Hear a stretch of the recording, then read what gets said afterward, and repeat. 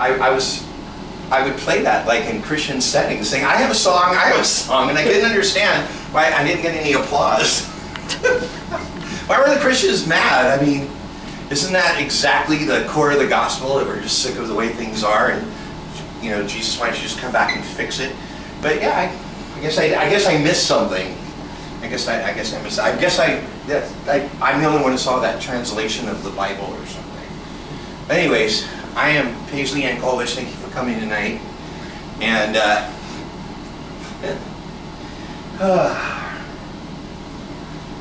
I forgot to breathe for the last half hour. Forgive me. Let's all breathe together. You know, I'm gonna walk around and make each do it. So.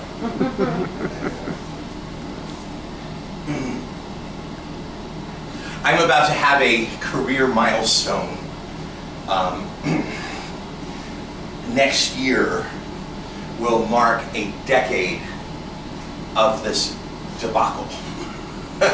And I'm doing that thing where you go through like pictures and videos and put together a compilation disc and reliving memories that there was a reason why I forgot them. I mean, we don't smoke crack for nothing, right? So, just kidding, just kidding. Gosh, tough group. But I was looking back on everything, and I realized that I've learned an awful lot in 10 years of having probably the strangest music ministry on planet Earth. And I've also forgotten a lot in the last 10 years, because when I started to look at stuff, I was like, wow, I did that, I said that, I sung that, I wrote that, I wore that. Who are you know, really, who are my friends? Who are my friends? If they let me out of the house looking like this. I picked this because it was a very natural color. It's the closest to my real hair color I could find. But seriously, I've spent a lot of time thinking about this lately, and so unfortunately that means when I get to the speaking portion of my events, people are going to have to listen to some really boring stories of like what I said and did over the last 10 years. So I'm going to tell one. I hope it's really not too boring, but it's the truth. And here's what I want to say. Is I remember there was someone who was very supportive of my ministry early on, which means they pumped in a lot of money. That's what supportive means. Okay, for the duration of the evening, if I use the word support, I'm just talking about hard cash. I'm not talking about physical presence or bodies or anything like that. I'm talking about people who write them checks. Okay? And I remember when I started the ministry, because at the time I was single, and I really was trying to make it in the Christian music market. The subject of my private life seemed to be like something I should keep really private. So there seemed to be no point to talk to anyone that would write a check about my what do we call it now? My orientation. My orientation. But that was something we would never talk about. And I look back on how many people asked me over a decade about my sexuality, and how many people I eventually told, and how many people said things like, well, why didn't you tell me when I asked you the first 100 times? Or, why didn't you tell me? Why didn't you feel like you can tell me? And what I want to say is, the answer to the question was the answer I had all along. I told the people I really like, and everyone else I just kept it to myself. You know, we just had Jodie Foster on TV. I don't know what to call what she did. Did anybody see it? This is where you raise your hand even if you did it, or I embarrass you. Okay, well anyways, Jodie Foster went on the Golden Globes and sort of came out to a world that has known for the past 30 years that she was already out. But she came out and she said, it's really funny because I already came out because I'm kind of old-fashioned. In the olden days, coming out meant you tell your family and your closest friends and you're done. Now apparently you have to tell everybody you meet, you have to have a reality TV show about it. It constantly has to be something you talk about all the time. Well, much like Jodie Foster, I'm painfully single, so it seems rather pointless to have this discussion ever in my life. But I have to say, eventually I kind of aggravated the subject. I don't know how, but I think it has something to do with clothing and presentation. I don't know. I think I think I started saying, if it's never going to go away when I wear jeans and t-shirts, why don't I make money off of it? Why don't I make money off the fact that people will not leave this aspect of my private life alone? And why don't I make it front and center and still never talk about it and make people go crazy? Well, then I had a career. But the one thing I've seen over and over again is how many people ask. And I'm going to say this. I suspect there's a small group of people in the room, and before I die, thousands of people will see the video of what I'm saying right now on YouTube. I'm not dying anytime soon, so it takes a while. But I'm even scared myself. But the one thing I know is that whether people bug you about your belief systems or your sexuality or your choices, whatever your choices in life are, everyone has one that people just never leave alone. Everyone has one they never leave alone. But I have about 100 people never leave alone, but I've had a lot of people have at least 10 people never leave alone. And the one thing I've learned in 10 years of being in the public eye and people never leaving that one thing alone is 99% of them are no longer in my life. So if you go back in time and you think about hundreds and thousands of human beings you can come across in the course of a decade who think they have access to your personal life. They want to see your gym locker. You know what I'm saying? They want to listen to your private voicemails that you saved on your phone. You know what I mean? They want access to that part of you that you're like, I don't know if I really want anybody to have access to that. So maybe I'll keep it down to just a small group of people. Maybe. People come and go in our lives so often that I look back on how many people in my life have looked me in the eye and said, you owed it to me to tell me before you told anybody. You owed it to me to tell me this, to share it, whatever it wasn't just the one thing. You owed it to me. Like you're dating someone, and well, how come I heard about it on Facebook? How come I didn't hear about it from you? Whatever it is, over and over and over again, people are telling us we owe them a piece of something invisible about us. We're just trying to figure out on our own, on our journey. And the one thing I've learned in a decade is the answer I should have given 10 years ago was, if you're still here in 10 years, tell me what I owe you. Tell me what I owe you. Because the majority of the people we know right now, we will not know a decade from now. Life will change that much. And now with the advent of the internet and then the advent of Facebook, people really think they have ownership of our private lives. Then there's people who post everything about their private lives. Really? Really? I don't know. I hope he's watching. I have a friend who posts every time he farts. What is that? What is that? Really? Really? Newsworthy. Newsworthy. Heston's just released another hostage. Oh, I said his name. Oops. But anyways, seriously, we go through lives, and our lives are singular. Our lives are our own. Our lives are things that we are supposed to be working out privately between us and our Creator. And they've turned into these huge reality shows. Most of your reality shows, by the way, are really boring, just so you know. I mean, really? Really? Farts? Really? Gosh. People taking pictures of what they're eating. What is that? Okay, I took a food picture, but in all fairness, my balsamic vinegar in my olive oil at an Italian restaurant looked just like Jack Skellington. Okay? I mean, that was really cool. You know, the Nightmare Before Christmas guy looked just like him. And I thought that was really cool. That's why I took a picture.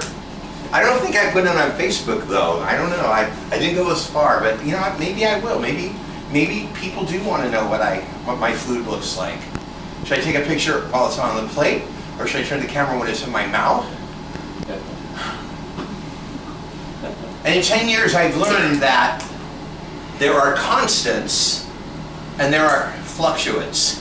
And the fluctuates are usually people that come in and out of our lives or assume different roles in our lives. And the constant are the things like God and trying to figure out our lives, trying to survive, trying to make it, you know, through a day without embarrassing ourselves. And when I started, I had no idea what I'd be doing other than whatever was right in front of me at the time. So I had 1,000 songs to pick from, and I had to narrow it down to 10 songs for my first record. Now, I've heard my first record, and even I say, really, those are your 10 best out of 1,000? But it seemed so at the time. It made perfect sense at the time. And I had no idea where my journey would take me, where it would take me. And I had no idea. And the one thing that I assumed was that everyone was going to like me. So now I can go back 10 years and tell Paisley that's not going to happen. Instead, people are going to question you over and over and over again. They're going to question, who are you? Why do you do what you do? Why do you do things the way you do? Who sent you? How do you know you hear the voice of God in your life? How do you know it's really God? What's your doctrine? What do you believe about this? What do you believe about that? Every day of my life, for the rest of my life, I would be challenged by the very community of people that I stood for. And in this case, it would end up being two different communities of people that I stand for, and they hate each other. That's weird. It's like I come from the Hatfield and the McCoys. And in the end, the one thing I've seen is that I may be experiencing a very exaggerated version, but this is something every human being struggles with. And that is that we think once we grow out of our parents, that we're going to live in a world where we don't have people trying to parent us, that we don't have people judging us, and we don't have people challenging us in a negative way. And in reality, basically, in retrospect, our parents were probably the least of our problems. Life just becomes an elongated state of high school. And now with Facebook, we're back with all our friends from high school. What is that? But in the end, we walk alone, we live alone, we die alone, and we are accountable for our lives alone. And anyone who's taken 5 minutes to, you know, figure out what I'm about knows that ultimately I'm evangelizing for a living in a very strange fashion. That, you know, that I'm a Christian and I tell people about Jesus. I hopefully let people know that Jesus loves them and isn't a hate monger and a bully in the sky the way Christianity seems to be presented most of the time in public settings. Everybody who's a Christian who steps out in ministry, we all have Bible heroes. It's really corny. It's really corny, but it's the truth. It's the truth. There's not a single person who you see on TV pacing back and forth and sweating with a bad hairdo. Who are those guys? And, you know, there isn't a single one that at one point in their life, like a little boy saying, I want to grow up to be a fireman, will say, I want to be like this guy, or I want to be like this guy in the Bible.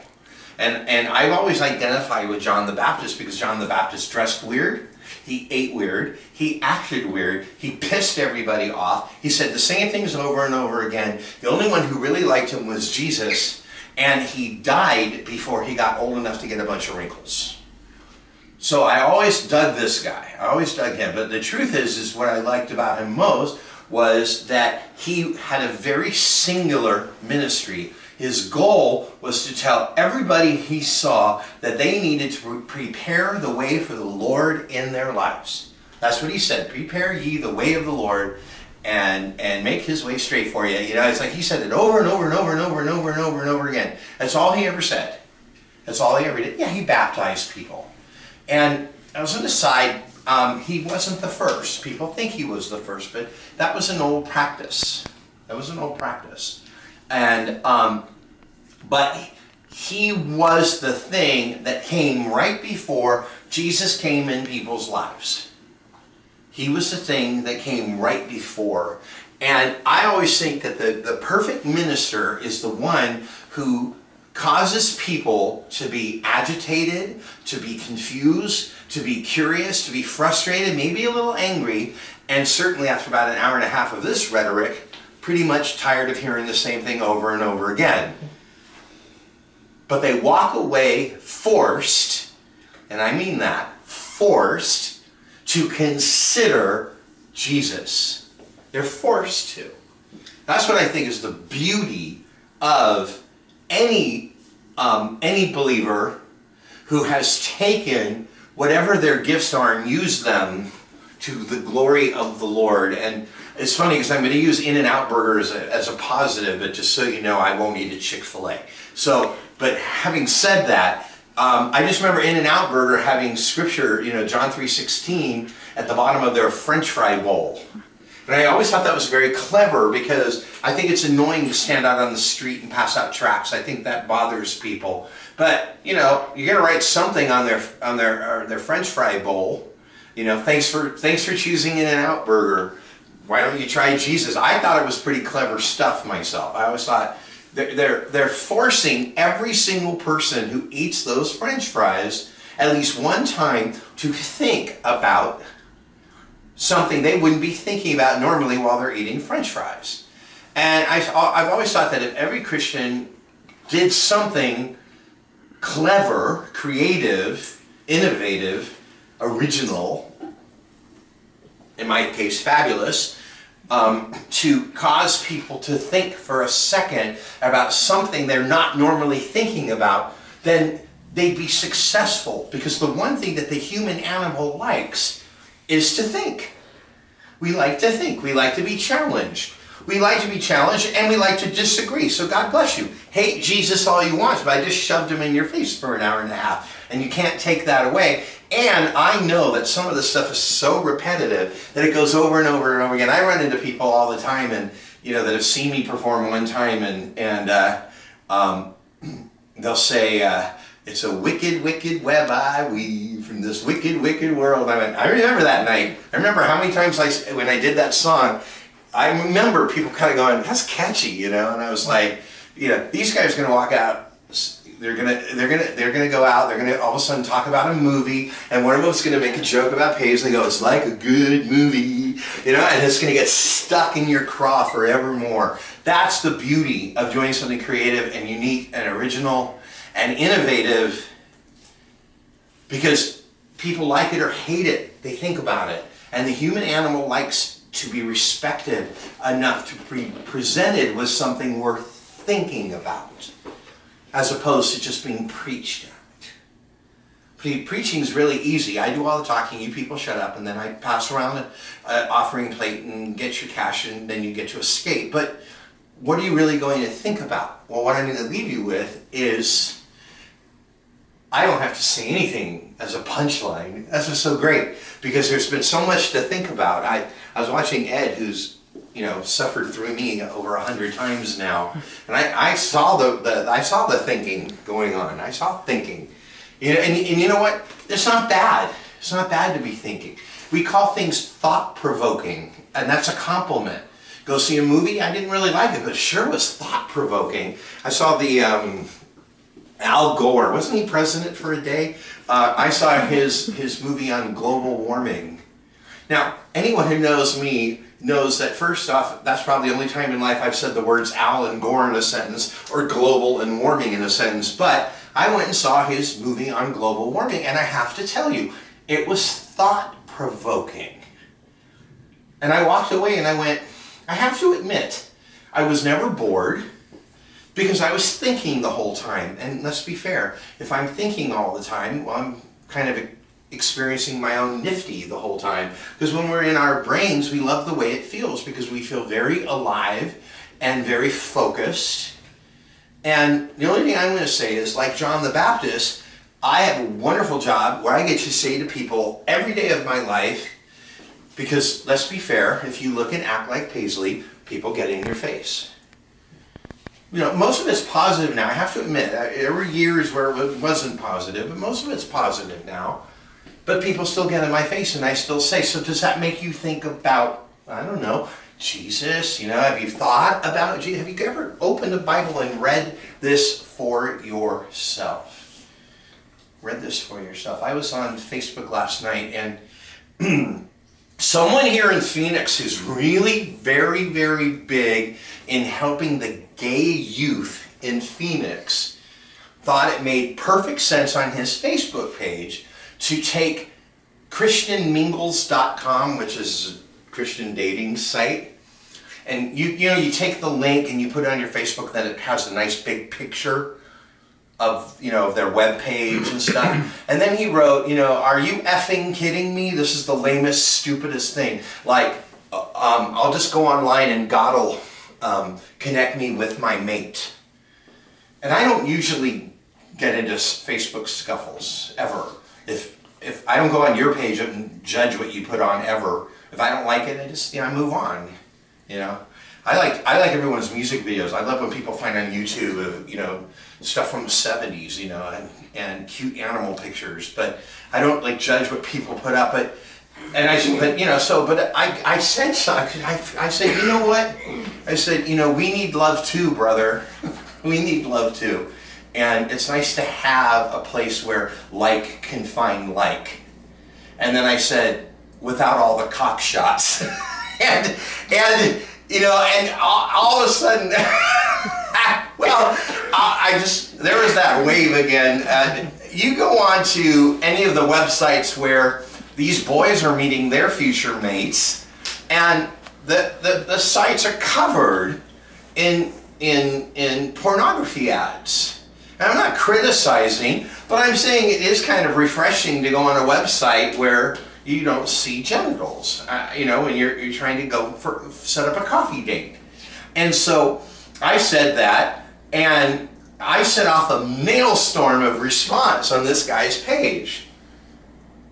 Everybody agreed with me. Everybody agreed with me. One non-Christian gay person after another agreed with what I said. It's like one after another. I said, wow, this guy's going to unfriend me. Because everybody sided with me. And I said, it's so funny. I watched it happen, and I said, we're so criticized, gay or straight, Christian or non-Christian, white, black, green, yellow, smart or dumb, rich or poor, Republican, Democrat, any more opposites, Sizzler, sweet tomatoes, whatever we are, we're so criticized that we don't realize we're becoming the criticizers. That, why would someone who is defending people against people like that become someone like that and act just like them? You totally undermine all your influence and authority in this life by acting just like the enemy. But we're all victims of this because everyone is criticizing everyone, and everybody feels they're being picked at constantly, no matter who they are. No matter who they are. Everybody feels like they're being picked at. Whether they admit it or not, whether they know it or not, even people are being picked at constantly. And in the end, first and foremost, I apologize for every Christian that has created and fed into this problem. I don't think Christians invented criticism. I don't think Christians invented sin, but I think Christians had the responsibility as the representatives of God's love on planet Earth to not act like this. And I think we've perfected the art of social criticism. I don't think anybody criticizes others better than Christians.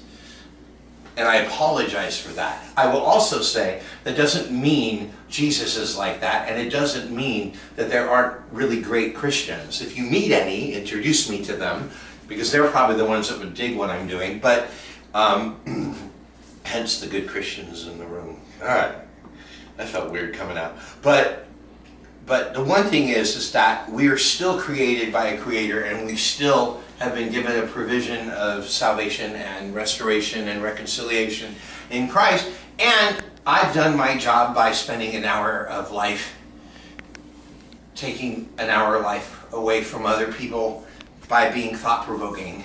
And all I can say is I love the Lord. I love what I get to do. I love the fact that I come out and plan one thing and I end up doing something completely different, and I walk away sometimes feeling totally successful, and I walk away sometimes feeling like a total ass, and it totally doesn't matter, because if any human being for 1 second considers the possibility of Christ, he responds to that.